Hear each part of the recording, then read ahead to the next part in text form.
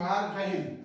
आज जो विषय है diploma in special education IDD का एजुकेशन में बहुत काम है और आज मैं 6 वीडियो बनाने जा रहा हूँ छोटा छोटा करके। और ये 6 वीडियो अगर आप ढंग से आप देख लेंगे तो आपको यह समझ में आ जाएगा कि आप किस कैटेगरी के आप व्यक्ति हैं, आपका मन में कौन सा भाव चलता है और आप किस कैटेगरी में आते हैं। Category means idealism, naturalism, pragmatism and humanism. आप ये 4 में से किसमें आप आते हैं, ध्यान से सुनिए। चलिए, आज का जो टॉपिक मेरा है वह है philosophy and education implication. What is, क्या है। देखिए, ये आइडियलिज्म जो है, आदर्शवाद जो है, आइडियलिज्म शब्द जो है ये आपका आइडिया जो रिलीजन से बना है। आइडिया फर्स्ट क्या है, idea, idea IDI idea, idea माने विचार, क्लियर है। लेजिम वाद, आने का क्या विचार, वाह क्या बात है, पढ़ाई ऐसे होना चाहिए, पढ़ते पढ़ते समझ में आ जाएगा। तो आइडियलिज्म का मतलब होता है आदर्शवाद ऑब्लिक विचारवाद, क्लियर। तो आप किस विचार के हैं, आज हमारा ये 6 वीडियो आप पढ़ लेंगे ना तो आप समझ जाएंगे कि किस विचार के आप व्यक्ति हैं। लेकिन उसको ढंग से सुनना होगा, मनन करना होगा। घर का काम छोड़ दो, एकदम पूरी डिपेंड होने वाली वीडियो। चलिए, तो आप समझ गए मीनिंग व्हाट इज क्या है, जो समझिए। अब मीनिंग में आइए। देखिए, आदर्शवाद वह दर्शन है जो प्रकृति को वास्तव में मानता है। यानी आदर्शवाद व्यक्ति जो है ना वो प्रकृति को असली रूप से मानता है। और आदर्शवाद संसार का आधार मन है। कैसा मन है, आधार मन है, लेवल ऑफ माइंड है। आदर्शवादी का विचारधारा मान्य होता है क्योंकि जो मानव जीवन है वह सभी जीवों से ऊपर है और मानव जीवन सभी जीवों से ऊपर है। तो इस मानव जीवन को जो है ना आपको समझने के लिए एक विचार की जरूरत होती है। यदि आप में विचार नहीं होगा आप में विवेक नहीं होगा। कोई एक विचारधारा के प्रति होना चाहिए ना। तो इसीलिए इसका अर्थ है कि बौद्धिक, कलात्मक, धार्मिक, आध्यात्मिक वातावरण का निर्माण करना। यानी जो जिस विचार के होते हैं, कोई गायक विचार का होता है तो कला में निपुण हो जाता है, कोई आर्ट एंड क्राफ्ट में होता है तो उसके हाथ में इतनी अच्छी कला आ जाती है कि आपकी चेहरा बैठे बैठे 1 घंटे में उतार देगा। कोई धार्मिक परिधि के आदमी होता है तो कोई बाबा रामदेव बन जाते हैं, तो कौन वो बाबा भी हैं, बागेश्वर बाबा बन जाते हैं, तो कोई धीरेन्द्र शास्त्री बन जाते हैं, तो कोई अभी वो हमारे डीगवाड़ी में आए थे ना, कौन आए थे, राधन जी महाराज। क्या कैसे बन गए पता है।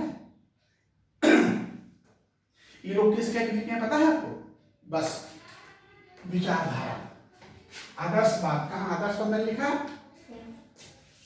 उन्होंने अपने आप को एक आदर्श बना लिया है कि हमें यही करना है। उनकी विचार ही वही है और राममय हो गए हैं, एक हनुमानमय हो गए हैं। तो आप भी ज्ञानमय बन जाओ। ज्ञानमय मतलब हमको कुछ नहीं करना, खाली पढ़ाई ही करना। क्रियाक्रम तो करना पड़ेगा, खाना पीना समझाना ये सब करना पड़ेगा। उससे अगर क्या करना है, पढ़ाई। तो एक विचार में तुम आ जाओगी तो निश्चित रूप से तुम पढ़ जाओगी। अगर नहीं विचार में आओगी तो ना उधर का काम कर पाओगे ना इधर का काम कर पाओगे।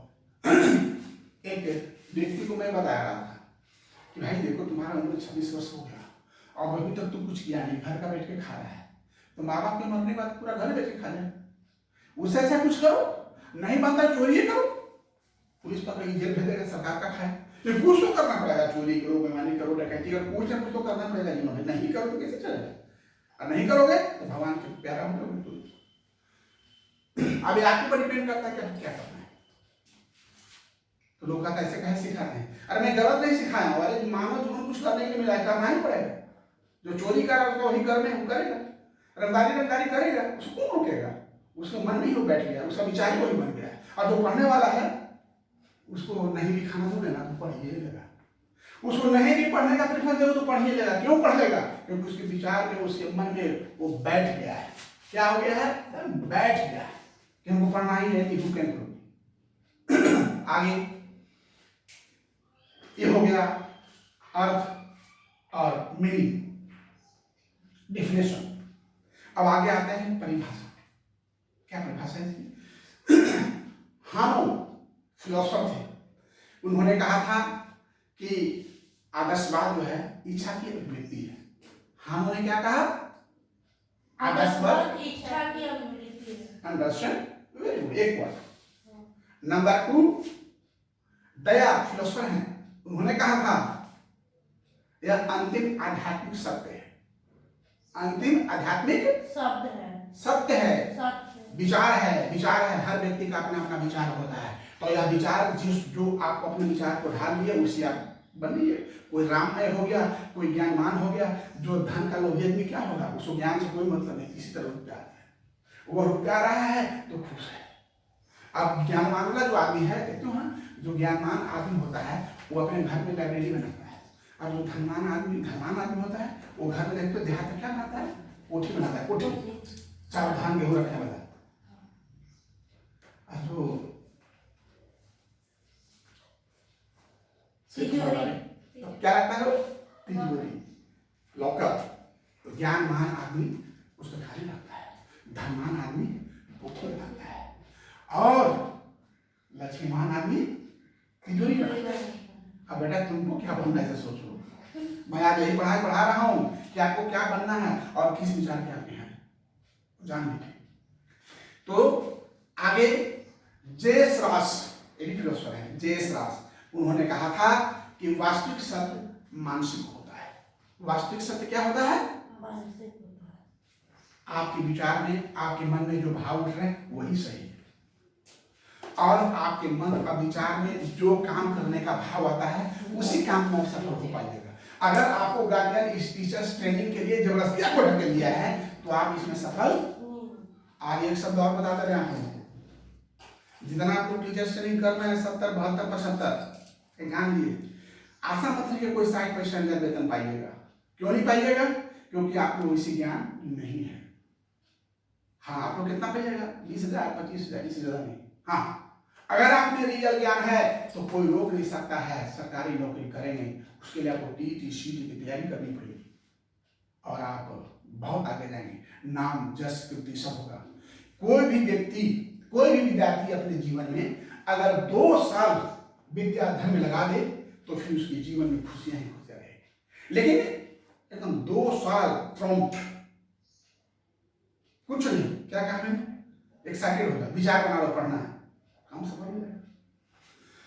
तो सबने अपना अपना मत दिया। एक ने कहा कि आदर्शवाद इच्छा की अभिव्यक्ति है, दूसरा ने कहा अंतिम सत्य ये अध्यात्म है, यानी आदर्शवाद अध्यात्म पर निर्भर है।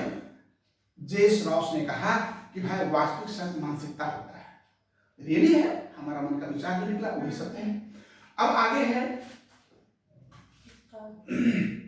क्या है भैया, क्या हिस्ट्री ऑफ आइडियलिज्म। देखो इसका इतिहास, आदर्शवाद का विचारधारा का इतिहास। देखिए यह विचारधारा कहां से आता है, कोई बताओ आपको, विचारधारा कहां से आता है तुम्हारे मन में? अरे तीन मन में कहां से आता है? मस्तिष्क से। तो मस्तिष्क में कहां से आता है? हवा से। चलिए कोई बात नहीं, हम इसीलिए हम चाहते हैं कि जो हम बता रहे हैं मस्तिष्क तुम्हारा बढ़ जाए। देखिए आत्मा ही परमात्मा है, आत्मा ही भगवान कहाँ है? आत्मा ही परमात्मा है। तो आदर्शवाद का इतिहास यही है कि आपके विचार के अनुकूल जो आपके आत्मा से, आपके मन में विचार जाता है वही सत्य और सही है। बेटा कभी समय मिल जाए ना तो तुम लोग कुछ पुस्तक पढ़ लेना, पुस्तक का नाम लिखो। दयानंद सरस्वती नाम सुनी हो, उनकी पुस्तक पढ़ो। स्वामी विवेकानंद, महर्षि अरविंद, टैगोर और महात्मा गांधी, ये हमारे देश के प्रमुख आदर्शवादी दार्शनिक थे। All are main philosophers of our India. मैंने जो नाम गिनाया, दयानंद सरस्वती, स्वामी विवेकानंद, महर्षि अरविंद टैगोर और महात्मा गांधी हमारे देश के प्रमुख आदर्शवादी आपकी फिलोसोफर थे, दार्शनिक थे। इसके बाद और कुछ मिले तो पढ़ लो, पढ़ने की आदत डाल लो, समझ में आ जाएगी दुनिया क्या है। दर्शन के क्षेत्र में माने फिलोसफी के क्षेत्र में जो है उल्लेखनीय नाम आता है जिनका नाम है सुकरात। नाम सुनिए, सुकरात लिखो, सुकरात, प्लेटो, अरस्तु, है ना? मैं कोई अनजाना नाम नहीं, जो पढ़ने वाला विद्यार्थी है वो जानता होगा। हाँ, सुकरात, प्लेटो, अरस्तु। कभी कभी इनकी पुस्तक भी पढ़ लो, किनकी? सुकरात की, प्लेटो की और अरस्तु की।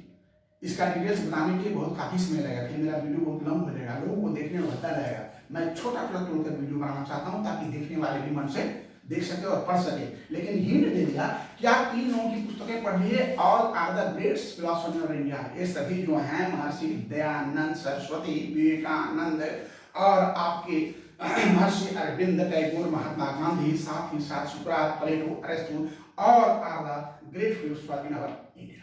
इनकी पुस्तक जरूर पढ़ो तो समझ में आएगी क्या है। अब हम आते हैं आगे, theory of ideology. Very theory of ideology का मतलब आदर्शवाद के सिद्धांत।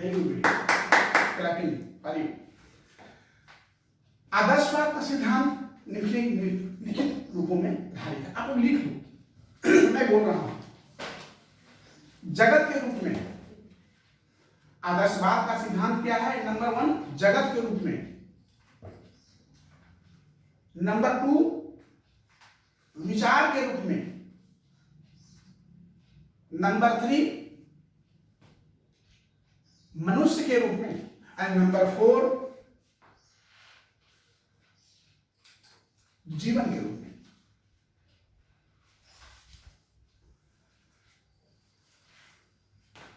नंबर 5 अध्यात्म के रूप में, एंड नंबर 6 व्यक्तित्व के रूप में, एंड नंबर 7 विभिन्नता के रूप में। विभिन्नता,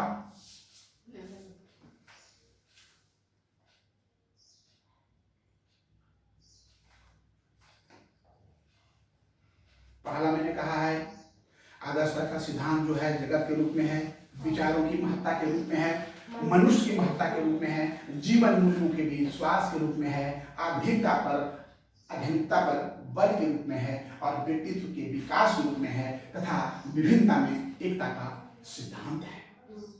अंग्रेजी में आप जानना चाहेंगे तो forms of word, importance of idea, importance of man and faith value of life and emphasis on spirituality यानी आध्यात्मिक and importance of personality development, व्यक्तित्व का विकास and principle of unity diversity यानी विभिन्नता में एकता।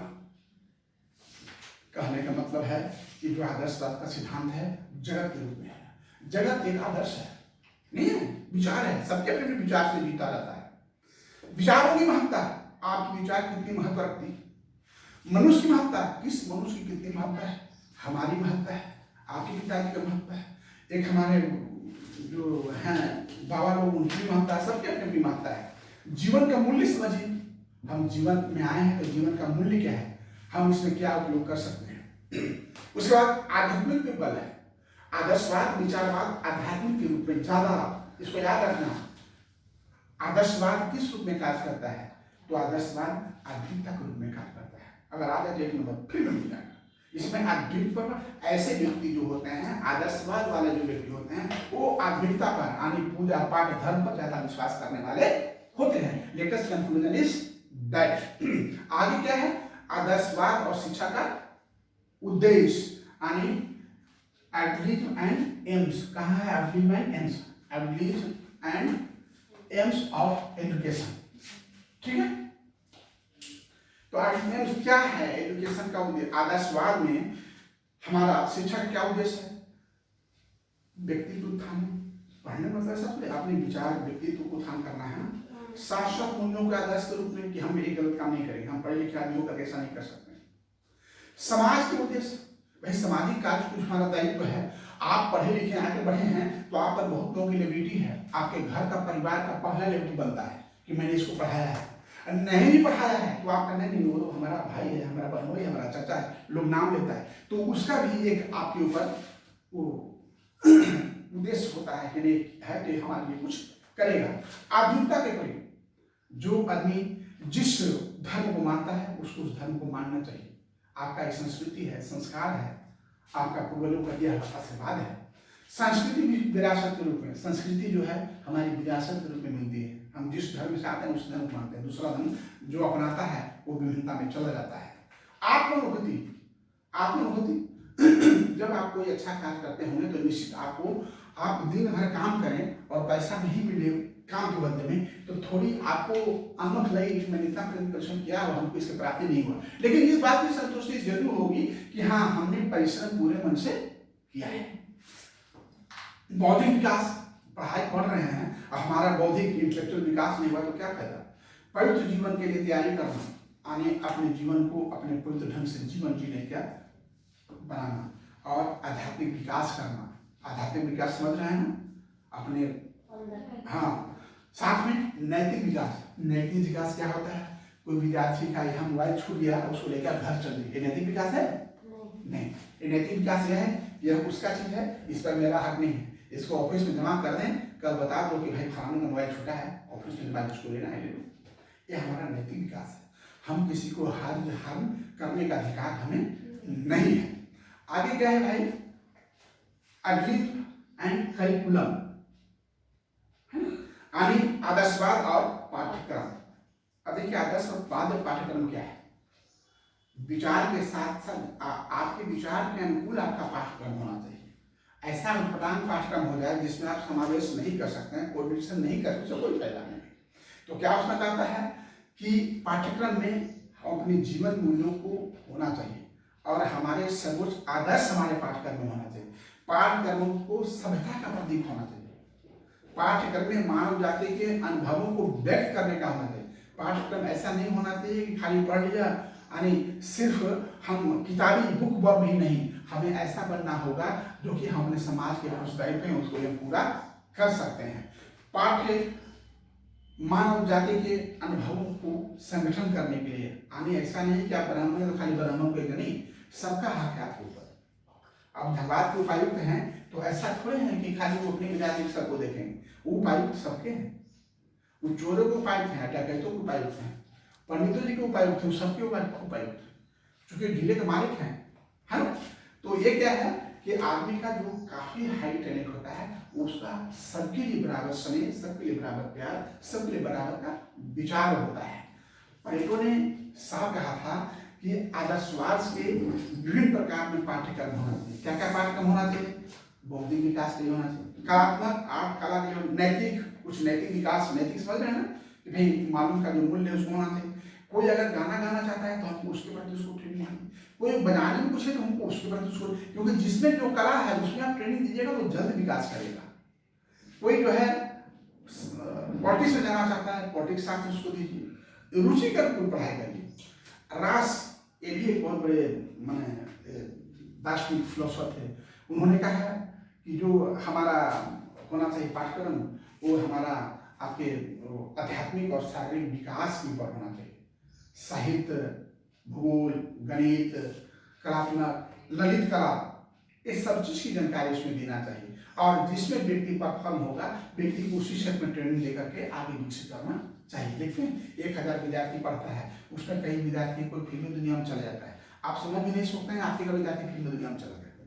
आप यहीं पे बैठे हैं आपका विद्यार्थी IAS बन गया, आप यहीं बैठे हैं आपका कोई विद्यार्थी जो है सो नौकरी में चला गया, अब आप कुछ नहीं कर पाए हैं। तो ये क्या होता है, हर व्यक्ति में कुछ न कुछ एक क्वालिटी, एक गुण होता है और उसके अनुकूल वह समय आने पर वो निखर जाता है। क्या पता था हमें कि हम लेक्चर प्रोफेसर बनेंगे और संस्थान बनाएंगे, ये पता मुझे नहीं था, लेकिन आज मुझे पता मैं यहाँ तक पहुँचना था, मैं यहाँ तक पहुँच गया। तो ये सारी हमारा आदर्शवाद हमारे विचार के सिद्धांतों पर डिपेंड करता है। यानी कहता है कि जो जैसा करता और सोचता वह वैसा बन जाता है। हम जैसा किए और सोचे हम वैसा बन गए। आप भी अपने विचार को सोचो, तुमको अभी आज के दिन में लोग क्या करना है, तुमको मन में आ गया कि हमको रियल टीचर बनना है, तुम रियल टीचर बन जाओगे, कैसे बनोगे?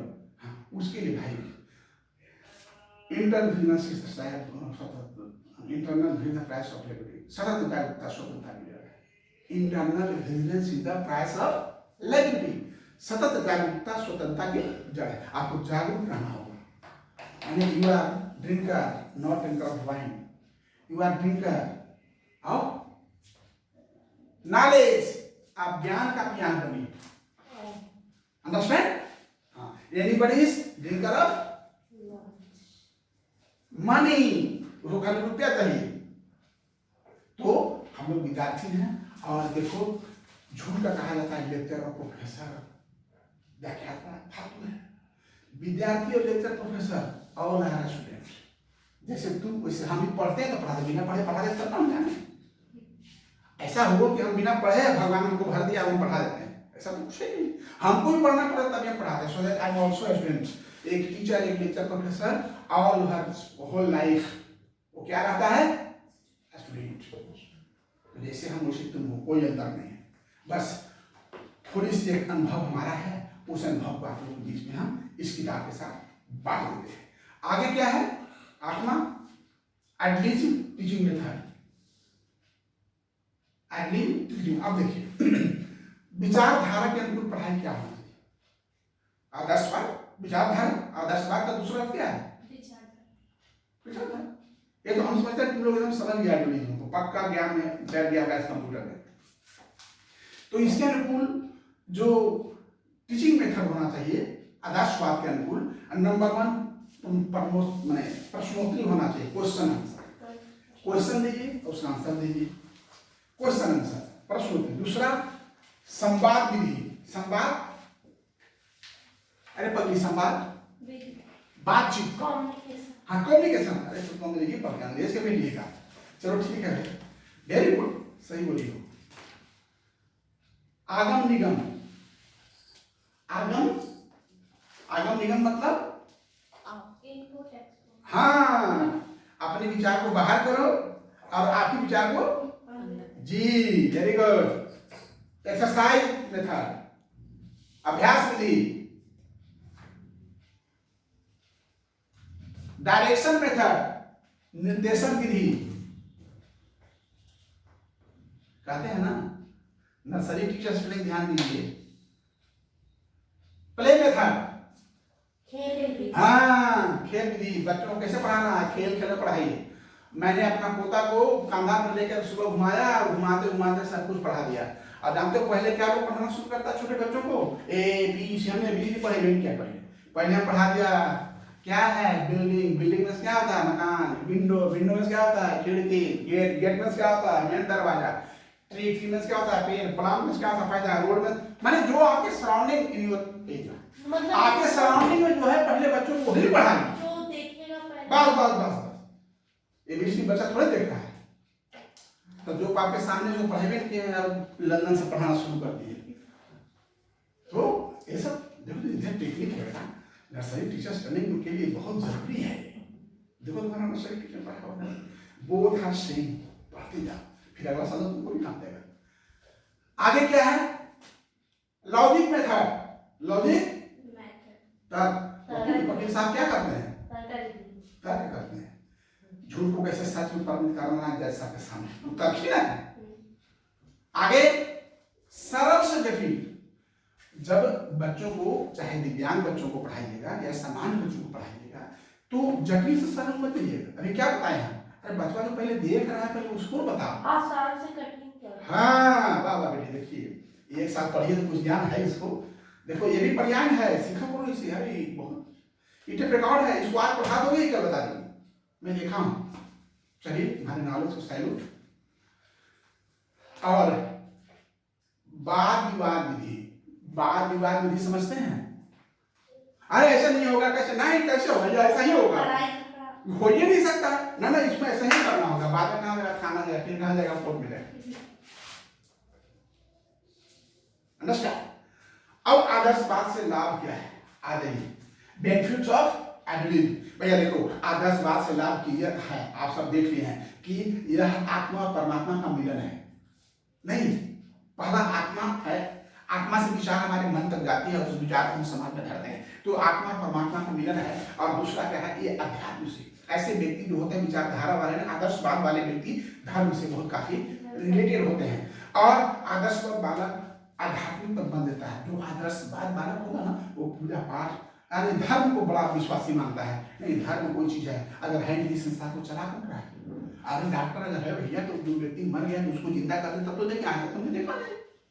आगे फिर क्या है, आदर्शवाद जो है आत्म अनुशासन आत्मनियंत्रण के सिद्धांतों पर विकास करता है। विचार कैसे बनता है, आत्मनियंत्रण और आत्म अनुशासन।